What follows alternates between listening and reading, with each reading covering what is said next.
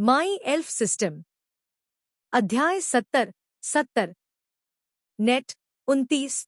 Tournament की आखिरी लड़ाई। ओरियन सुरंगों से बाहर चला गया और अखाड़े में जयकारे की आवाज गूंज उठी। वह रुक गया और अखाड़े के चारों ओर नजर घुमाई, अपने आसपास के सभी लोगों की जयकारे सुन रहा था। ओरियन भी आश्चर्यचकित था कि उसने कितनी जल्दी राज्य के राजकुमार के रूप में अपनी भूमिका स्वीकार कर ली थी। टूर्नामेंट शुरू होने से पहले उसे हमेशा यह देखकर बेचैनी होती थी कि इतनी सारी आंखें उसे देख रही हैं, लेकिन अब जब भी वह अपने शाही लोगों को उसकी प्रशंसा करते और उसका उत्साहवर्धन करते सुनता था, तो उसे असहज महसूस नहीं होता था। वास्तव में इससे उसे ऐसा महसूस हुआ कि जब तक उसके पास उसके प्रशंसक हैं, तब तक वह कुछ भी हासिल कर सकता है। उन्हें इस तरह देखकर मुझे ऐसा लगता है कि मैं एक सेलिब्रिटी हूँ। ओरियन ने भीड़ की बातें सुनने से पहले अपने चेहरे पर मुस्कान के साथ अपने विचारों में कहा। राजकुमार गैल्दुर, राजकुमार गैल्दुर, आप यह कर सकते हैं। मेरे राजकुमार, मैं तुमसे प्यार करता हूँ। इससे कोई फर्क नहीं पड़ता कि तुम जीतते हो या हारते हो। तुम्हारे लिए मेरी भावनाएं कभी नहीं बदलेंगी। तुम यह कर सकते हो, महाराज। मुझे तुम पर विश्वास है। ये सब सुनकर उसकी मुस्कान पहले से भी ज्यादा चौड़ी हो गई। मुझे पता है कि मैंने यह पहले भी कहा है, लेकिन यह सच है। यह दुनिया सबसे अच्छी है। मुझे यहाँ रहना अच्छा लगता है। ओरियन ने अपनी मुट्ठी कस ली और इस टूर्नामेंट को जीतने का मन बना लिया। एड्रियन और लूना के विपरीत, जो अपनी लड़ाई हार गए, ओरियन ने अपनी हार न मानने का दृढ़ निश्चय किया। वह निश्चित रूप से जीत के साथ टूर्नामेंट का अंत करने जा रहा था।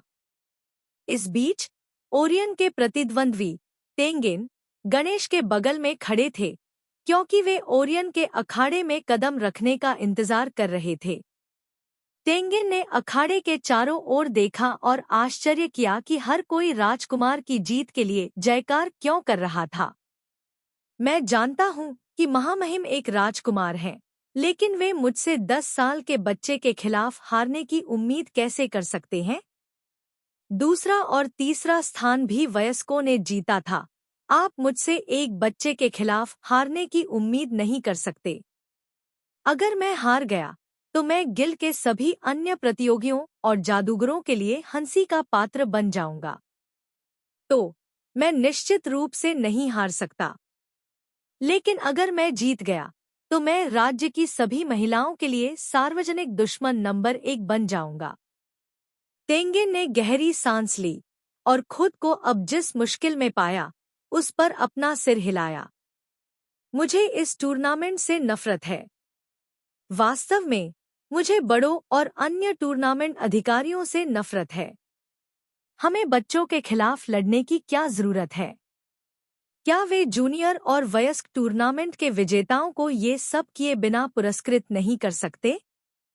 उसने एक बार फिर और भी गहरी सांस ली, यह तय करते हुए कि तुच्छ मामलों के बारे में ज्यादा न सोचना बेहतर होगा। वैसे भी कम से कम मुझे अभी भी अपनी खूबसूरत गर्लफ्रेंड का समर्थन प्राप्त है। तेंगिन अपनी 3 खूबसूरत लड़कियों को देखने के लिए अपने दाहिने ओर मुड़ा, उम्मीद करते हुए कि वे कम से कम केवल उसके लिए जयकार कर रही होंगी, न कि राजकुमार के लिए। राजकुमार गैल्दुर, आप यह कर सकते हैं। उसे खत्म कर दो। उसकी हड्डियां तोड़ दो। उसे दर्द से चीखने दो। यह सुनकर टेंगेन का मुंह खुला का खुला रह गया। उसे यकीन नहीं हो रहा था कि वह अपनी गर्लफ्रेंड से क्या सुन रहा है। क्या वे उसकी लड़कियां नहीं थीं? तो वे उसे क्यों हारना चाहती थीं? क्या वह उनके लिए टूर्नामेंट में शामिल नहीं हुआ था? तेंगिन एक साधारण पृष्ठभूमि से आया था, इसलिए उसने टूर्नामेंट जीतने की उम्मीद में बहुत मेहनत और प्रशिक्षण लिया था।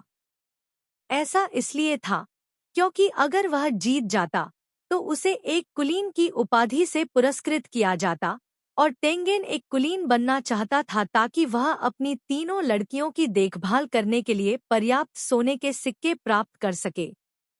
लेकिन अब उसकी भावी पत्नियों के रूप में उसका समर्थन करने के बजाय वे राजकुमार का समर्थन कर रही थी। टेंगेन ने गुस्से में अपने दांत पीस लिए और अपने पूरे शरीर में अपनी आभा प्रसारित की। वे पीठ में छुरा घोंपने वाली कमीनी। मैं निश्चित रूप से यह लड़ाई जीतने जा रहा हूं। और एक बार जब मैं ऐसा कर लूंगा तो मैं आज रात उन्हें इतनी जोर से चोदूंगा कि वे मुझसे रुकने की भीख मांगेंगे। बेशक मैं तब तक नहीं रुकूंगा जब तक मैं संतुष्ट नहीं हो जाता। नहीं, यह पर्याप्त नहीं होगा। मैं निश्चित रूप से उनके साथ कुछ गहन बंधन सेक्स भी करने जा रहा हूं। टेंगेन ने एक दुष्ट मास्टरमाइंड की तरह खुद से ही हंसी उड़ाई। @@novelbin @@। गणेश उसके बगल में खड़े थे। उन्हें आश्चर्य हुआ कि टेंगेन को क्या हो गया है। सुरक्षित रहने के लिए उन्होंने टेंगेन से कुछ कदम दूर हट गए। कौन जानता था, शायद टेंगेन का व्यवहार वास्तव में संक्रामक हो सकता है। क्या आप तैयार हैं? गणेश ने टेंगेन से पूछा। हाँ, टेंगेन ने उत्तर दिया। गणेश ने ओरियन से भी पूछा और ओरियन ने सिर हिलाकर उत्तर दिया, संतुष्ट होकर कि दोनों लड़ाके तैयार थे। गणेश चिल्लाए, लड़ो। बिना एक सेकंड बर्बाद किए ओरियन ने तुरंत अपने शरीर पर बिजली की चमक बिखेरी और वह जहां खड़ा था वहां से गायब हो गया और टेंगेन के ठीक सामने फिर से प्रकट हुआ। बिजली की गति से मुक्का मारते हुए ओरियन ने टेंगेन के चेहरे पर वार किया। उसकी आभा ने उसके मुक्के की तीव्रता को और बढ़ा दिया। टेंगेन से जुड़ी डमी चेहरे के चारों ओर फट गई और टेंगेन का शरीर पीछे की ओर झुक गया और वह जमीन से उड़ गया। लेकिन इससे पहले कि वह बच पाता, ओरियन ने बिजली का चाबुक बनाया। चाबुक टेंगेन के चारों ओर लिपट गया। उसे अविश्वसनीय बल के साथ ओरियन की ओर वापस खींच लिया। ओरियन ने टेंगेन के चेहरे पर एक और मुक्का मारा, जिससे एक बार फिर टेंगेन पीछे की ओर उड़ गया, लेकिन ओरियन ने उसे दूसरी बार वापस अपनी ओर खींच लिया। इस बार ओरियन ने उसके चेहरे पर मुक्का नहीं मारा, इसके बजाय उसने अपना हाथ उसके चेहरे पर रखा और टेंगेन के चेहरे पर और उसकी हथेली से चमकते नारंगी रंग के रन फूट पड़े। टेंगेन को उन रूनों में लपेट दिया जो टैटू की तरह उसके शरीर से चिपक गए। ओरियन ने खुद को टेंगेन से दूर कर लिया क्योंकि लूना के खिलाफ लड़ते समय उसने कल जिस रूनिक बैरियर को फिर से बनाया था, उसके विपरीत ये रन विस्फोटक रन थे और एक बुनियादी फायरबॉल मंत्र से भी ज्यादा खतरनाक थे। वह टेंगेन से जुड़े डमी के पास खड़े अधिकारियों की ओर मुड़ा और उन्हें जाने के लिए कहा। अधिकारियों ने डमी पर चमकते हुए रूनों को भी देखा था, लेकिन उन्होंने इस बारे में ज्यादा नहीं सोचा था। हालांकि चूंकि राजकुमार उन्हें जाने की चेतावनी दे रहा था, इसलिए उन्हें रून सम्राट की आज्ञा मानने से पहले 2 बार सोचने की जरूरत नहीं थी।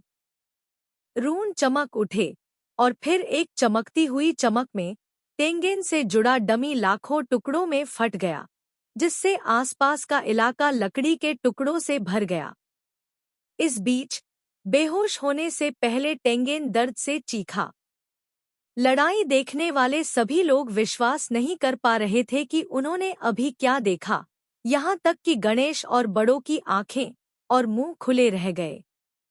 लड़ाई शुरू हुए 1 मिनट भी नहीं हुआ था और फिर भी राजकुमार जीत चुका था।